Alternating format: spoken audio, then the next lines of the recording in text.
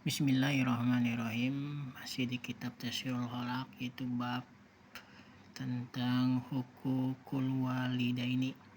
Hukukul walidaini itu hak-hak orang tua, hak kedua orang tua. Nah, sekarang masuk ke bab hukukul walidaini atau hak-hak kedua orang tua. Ini yang ini.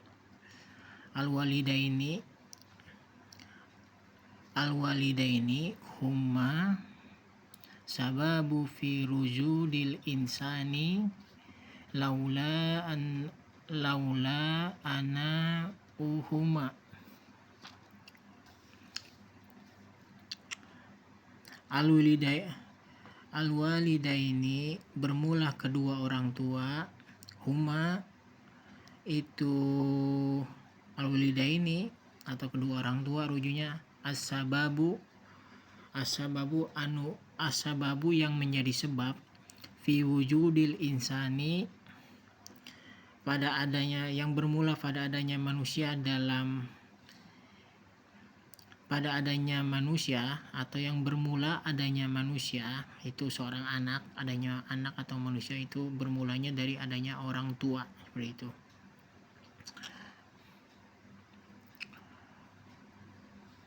Fi wujudil insani pada adanya manusia, pada adanya dalam wujudnya manusia, ke sana rujuknya. Laula ana uhuma.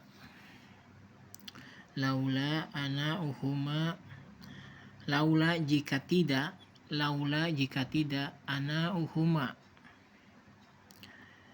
jerih payah orang tua atau susah payah perjuangan orang tua. Laula jika tidak ana uhuma, jerih payah orang tua atau jerih payah al-walidaini. Ana uhuma, jerih payah orang tua. Mastaroha, maka manusia tidak akan hidup dengan senang. Mastaroha, maka dia tidak akan beristirahat ataupun tidak dengan hidup senang. Nah, sampai situ dulu. Jadi begini penjelasannya. Nah, ini tentang bab hukukul walidaini, yaitu hak-hak kedua orang tua. Ini wabil khusus untuk seorang anak nih. Seorang anak harus paham. Kadang seorang anak menuntut haknya, menuntut kewajibannya ataupun haknya. Padahal anak juga punya kewajiban yang harus ditunaikan kepada orang tuanya. Ya, ini babnya hukukul walidaini di dalam kitab Tasyirul Khalaq. Nah, al-walidaini bermula kedua orang tua. Huma itu al-walidaini atau itu kedua orang tua, as-sababu sebab. Nah, yang menjadi sebab apa? Sebabnya di sini yang menjadi sebab fi wujudil insani, yang menjadi sebab adanya manusia itu berkat adanya orang tua. Adanya anak berkat adanya orang tua, syariat begitu. Dan orang tua adanya berkatnya ada dari kakek, nenek, dan uyut dan seterusnya, seperti itu. Nah, laula jika tidak ana uhuma. Apa yang maksud jika tidak? Laula ana uhuma, jika tidak jerih payah orang tua, jika tidak hasil susah payah pontang-panting kedua orang tua, mastaroha, maka seorang anak tidak akan bisa beristirahat ataupun hidup dengan nyaman dan tenang. Jadi apapun yang sedang dialami oleh seorang anak ini pada seorang anak saat ini, yaitu intinya itu berkat dari jerih payah atau perjuangan kedua orang tua, begitu. Nah, terus lanjut.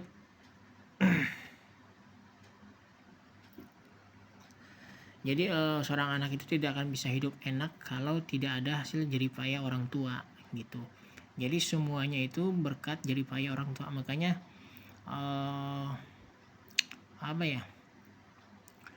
orang tua itulah adalah orang yang paling pertama mengajarkan segala hal kepada anaknya. Dan orang tua apapun pasti akan diberikan kepada seorang anak, entah itu Contoh misalnya ketika seorang anak sakit, yang pastinya yang pertama merasakan kesakitan itu sendiri itulah orang tuanya gitu. Karena seorang tua itu pasti menginginkan yang terbaik buat seorang anak. Tidak ada orang tua manapun di alam dunia ini yang ingin melihat anaknya susah, sedih, ataupun dalam keadaan bagaimanapun. Pasti kedua orang tua tuh ingin melihat anaknya itu ingin senang, bahagia, tidak ingin dalam keadaan suka duka tidak ingin dalam keadaan duka dan lara, pasti inginnya dalam keadaan itu selalu sehat, senang, berkah, karirnya sukses, dan mendapatkan pasangan yang soleh atau soleha seperti itu. Jadi itu sudah sifat naluri kedua orang tua menginginkan yang terbaik buat anaknya. Terkadang seorang anak yang tidak bisa memahami karakter orang tua, sekeras-kerasnya orang tua pasti mempunyai tujuan yang baik buat anaknya. Ya karena kan memang hidup di zaman sekarang itu dengan dengan teknologi yang maju, mendapat sumber informasi yang begitu mudah, semuanya itu bisa diserap dengan mudah yang padahal bisa merugikan seorang anak itu tersendiri gitu.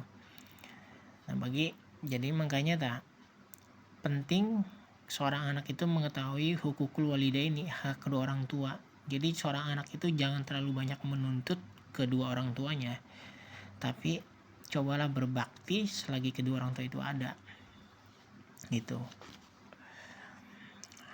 Walaula syaqauhuma ma tana'ama walaula syaqauhuma ma tana'ama.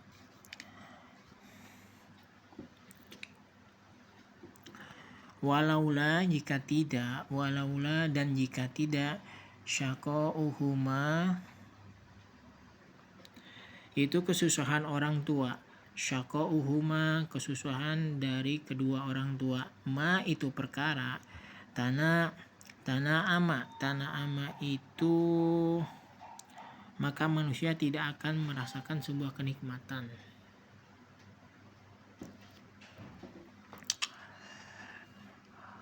Walaula dan jika tidak syaqauhuma dan kesusahan orang tua atau usaha orang tua, ma itu perkara, tanah ama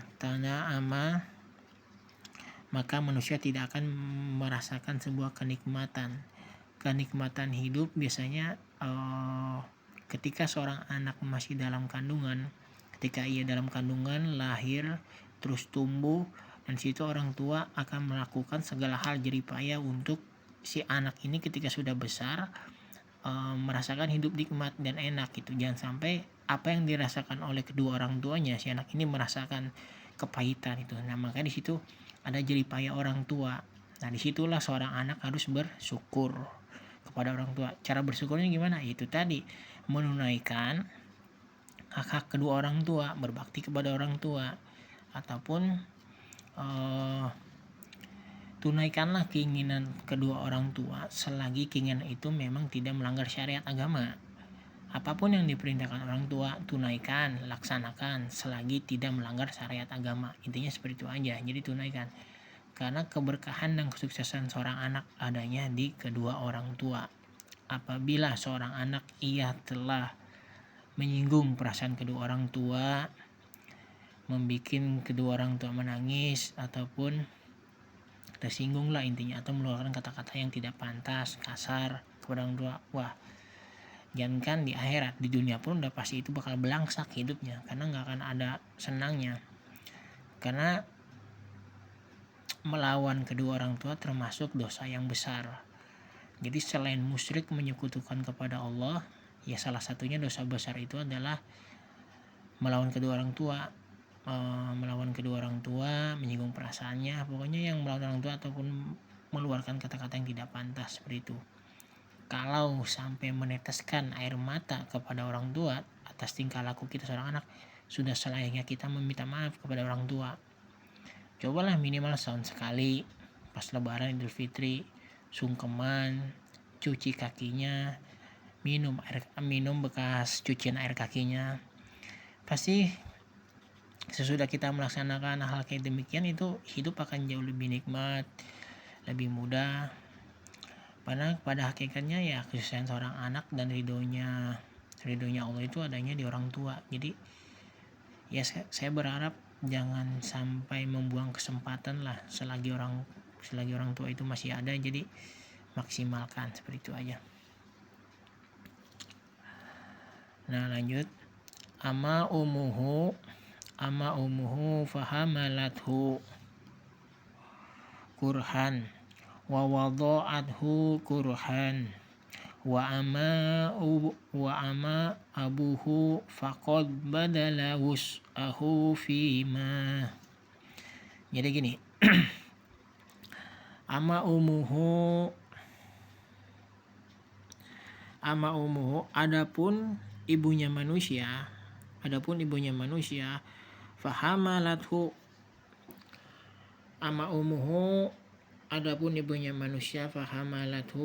maka dan dia telah mengandungnya susah payah. Jadi adanya seorang anak itu berkat adanya seorang ibu. Jadi perjuangan seorang ibu di sini disebutkan ama umuhu, dan adapun itu seorang ibu fahamalathu, dia telah mengandungnya dengan susah payah selama 9 bulan. Nah di situ maksudnya, artinya kurhan itu dengan susah payah. Fahamalathu, nah yang ini nih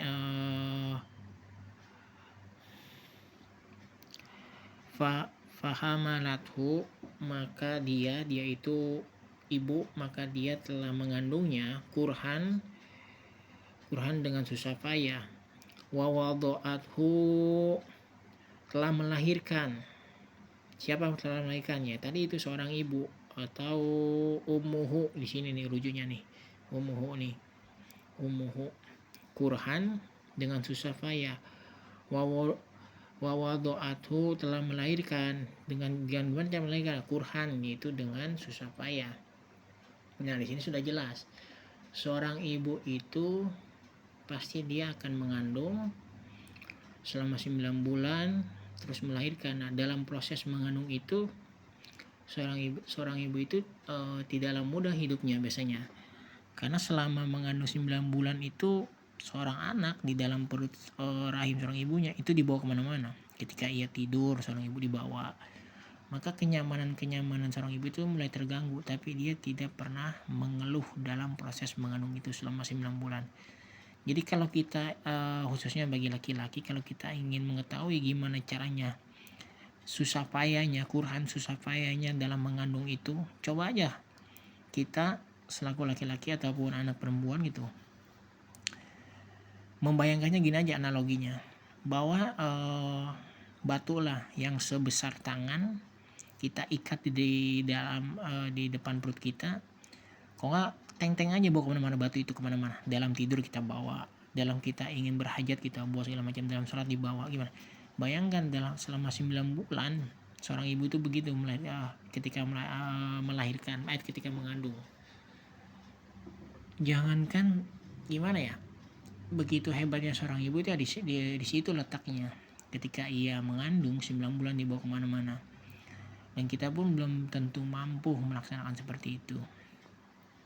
Makanya ada sebuah istilah seperti ini, surga itu bukan istilah ya, ada sebuah hadis ataupun perkataan kaul lah yang kata surga itu ada di bawah telapak kaki ibu. Itu memang benar, karena perjuangan seorang ibu itu sungguh-sungguh kurhan, bersusah payah, itu tidak akan terbalas. Seandainya seorang anak kepada ibunya dia membayar dengan harta yang dia punya seberapa triliun miliar, itu tidak akan terbalas, karena jasa kedua orang tua, ibu ataupun bapak, itu tidak akan terbalas dengan harta yang kita yang miliki, dengan harta yang kita memiliki.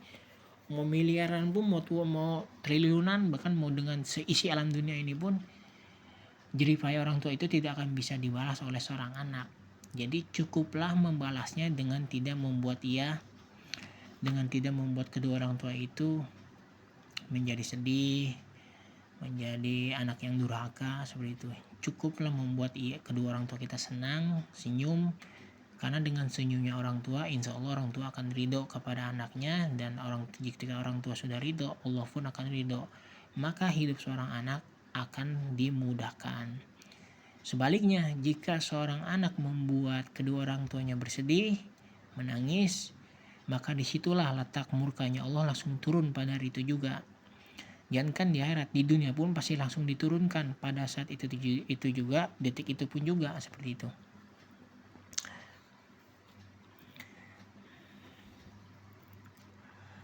Yang ini nih. Nah sekarang nih yang perjuangan atau jadi payah seorang ayah nih. Yang tadi kan seorang ibu. Wa amma abuhu, dan adapun itu seorang ayah ataupun bapak. Fakot sehingga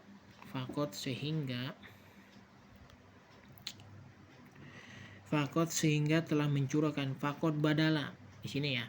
Fakot badala sehingga telah mencurahkan ataupun mengupayakan. Apa yang diupayakan oleh seorang ayah? Wus'ahu fima. Gini, wus'ahu fima. Wus'ahu pada kemampuannya, itu abuhu fima pada perkara itu seorang ayah atau kasab seorang ayah. Ya'udu ilaihi binaf'i. Ya'udu yang kembali, ilaihi pada insan di sini kepada seorang anak rujunya. Ya'udu yang kembali, ilaihi pada insan ataupun pada seorang anak, binaf'i memberi manfaat. Nah di sini nih letaknya nih, binaf'i memberi manfaat. Mintar biyahi. Mintar biyahi dengan mendidik. Mendidik. Jismihi dengan jasadnya. Waru'ihi, mana tadi tuh? Ini dia nih. Binafi dengan memberi manfaat. Nih dia nih. Binafi dengan memberi manfaat. Mintar biyahi. Cara memberi manfaatnya dengan apa? Mintar biyah dengan memberi pendidikan ataupun mendidiknya. Ketika kedua orang tua tidak mampu mendidik seorang anak, maka akan ada sebuah penyesalan yang tak terhingga kelak pada ketika anaknya sudah dewasa, seperti itu. Ketika kita tidak mampu mendidiknya, maka kasihlah pendidikan yang terbaik, yaitu dengan cara kita masukkan pesantren ataupun kita ngaji. Karena di zaman sekarang itu semua pendidikan aksesnya sudah terbuka dengan lebar, seperti itu ya. Minimal kita mampu mengajarkan anak baca bismillah ataupun al-fatihah itu oleh kedua orang tuanya, bukan oleh orang lain. Karena kelak bacaan basmalah dan al-fatihah itu akan menjadi ladang amal buat kedua orang tuanya, seperti itu ya. Kalau kita tidak mampu mendidik dengan cara-cara yang diajarkan oleh agama, yang dicontohkan oleh agama, ya minimal kita mencontohkan. Ingat, dalam dakwah itu ada dua hal. Kenapa Nabi Muhammad mampu mengislamkan Jazirah Arab ataupun Mekah dan sebagainya? Itu sebelumnya hampir semua jam dunia itu mengislamkan orang-orang pada terdahulu, orang Quraisy. Itu lebih afdolnya bukan dengan dakwah bilisan, karena dakwah itu terbagi dua hal. Satu yang dengan bilisan itu dengan ucapan kita mengajak salam lain, tapi ada dakwah yang memang harus didahulukan sebelum dengan bilisan. Dengan apa? Dengan akhlakul karimah, dengan contoh tingkah laku. Nah itu juga termasuk dakwah. Jadi dakwah itu bukan dengan cara kita jadi mubalik, itu pada umumnya memang menjadi pendakwah seperti itu. Cuman sebelum kita berkata-kata, alangkah lebih baiknya kita telah melakukan terlebih dahulu, mencontohkan dengan akhlak. Karena Nabi Muhammad itu diutus, tugas utamanya adalah memperbaiki akhlak.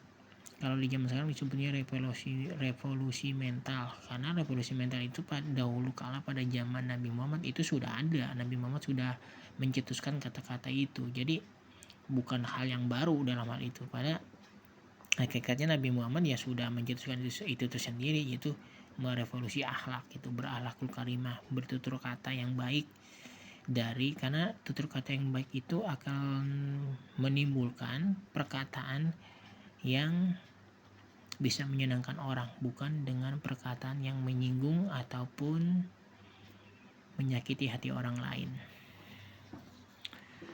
Jadi kita selaku orang tua harus memberi manfaat kepada seorang anak dengan apa? Min tarbiyah, dengan cara mendidiknya, kasih pendidikan.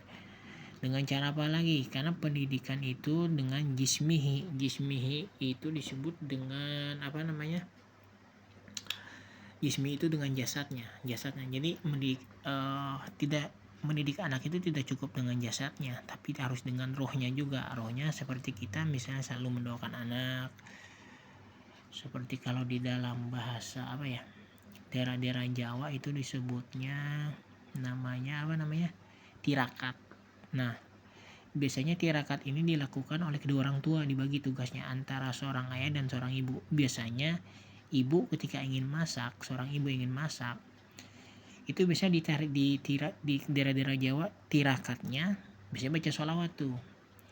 Beras yang ia cuci puternya bukan dari kiri ke kanan, tapi dari arah jarum, dari kanan ke kiri terus menggunakan tangan kanan. Ketika ia dicuci, beras itu biasanya membacakan sholawat yang memang sudah ada ijazahnya, biasanya dari para guru-guru atau kiai daerah-daerah Jawa seperti itu. Dari Jawa banyak seperti itu, biasanya tirakat buat anak menjadi soleh ataupun soleha dengan cara baca sholawat untuk ruhnya seorang anak gitu. Biasanya bisa dengan puasa hari lahir anak gitu biasanya. Terus dengan kita ngasih nafkah yang halal, nah itu juga termasuk tirakat kepada seorang anak. Dengan cara kita ngasih contoh itu juga termasuk tirakat. Jadi tirakat buat seorang anak itu banyak sebenarnya. Kalau di daerah-daerah Jawa Barat, Priangan Timur itu bukan tirakat sebenarnya, lebih ke dawam. Kalau yang saya pernah belajar dan saya ketahui dari Cipasung itu biasanya dawamnya lebih kebanyakan di perihal sholawat juga, cuman dia sholawatnya cuman sholawat nariyah biasanya. Biasanya nariyah itu kan ada dua, ada nariyah yang memang tanpa kita jemput faedahnya langsung datang dengan sendiri, adapun dengan cara kita harus berikhtiar lagi. Nah itu biasanya dengan bilangan-bilangan yang ganjil bisa. Kalau daerah-daerah Cipasung itu kebanyakan sholawat nariyah, abdolnya sampai 10.000, ataupun kita kalau tidak sanggup kurang mampu ya bisa 11, bisa 3 kali, pokoknya dengan bilangan-bilangan yang ganjil, yang pastinya harus ditawasulin terdahulu, pertamanya kepada para nabi, sahabat seperti itu, dan juga kepada para guru yang telah mengijazahkan sholawat-sholawat demikian itu. Nah makanya penting kita harus ngasih pendidikan kepada anak, bukan hanya sekedar jasadnya doang, ruhnya juga, biar anak itu menjadi soleh ataupun soleha dan mudah diarahkan oleh kedua orang tua seperti itu. Ini ya jismihi itu. Jismihi bukan hanya badannya doang, tapi waruhihi. Itu waruhi dengan apa? Dengan ruhnya apa? Ya dengan dengan cara dawam ataupun tirakat seperti itu. Karena dengan cara kita tirakat ataupun dawam itu akan mampu sampai ke anak dan itu mempengaruhi ke tingkah laku anak seperti itu. Karena orang tua itu sebenarnya kebagi 3. Satu, Al-Imam Ghazali ini berkata Imam Ghazali ya di kitab Ihya Ulumuddin. Imam Ghazali pernah berkata demikian, orang tua itu pada dasarnya ada 3, kebagi 3. Satu, orang tua yang mengandung dan melahirkan dan membiayai seorang anak, itu siapa? Orang tua kandung, baik ayah dan ibu. Yang kedua yaitu mertua. Mertua itu termasuk kategori orang tua juga, pengganti orang tua. Nah yang ketiganya seorang guru. Nah seorang guru ini di sini termasuk kategori orang tua juga kalau menurut Al-Imam Ghazali. Kenapa seorang guru bisa disebut orang tua juga? Karena guru di sini mempunyai peranan penting sama halnya dengan orang tua kandung. Sangat penting, bahkan sangat fatal lah. Kalau kita salah memilih guru, dampaknya juga sangat besar kepada anak-anak kita gitu. Tapi kalau kita memilih guru yang tepat, kita tahu asal usulnya, dia belajarnya sama siapa, ngajinya sama siapa gitu kan, nyambung atau tidak silsilahnya dan sebagainya seperti itu juga akan mempengaruhi ke sikap anak kita juga seperti itu. Karena guru itu bukan hanya jasad yang dididiknya, tapi lebih ke akhlak, tingkah lakunya seperti itu. Jadi sebenarnya guru itu bisa dikategorikan sebagai orang tua juga seperti itu.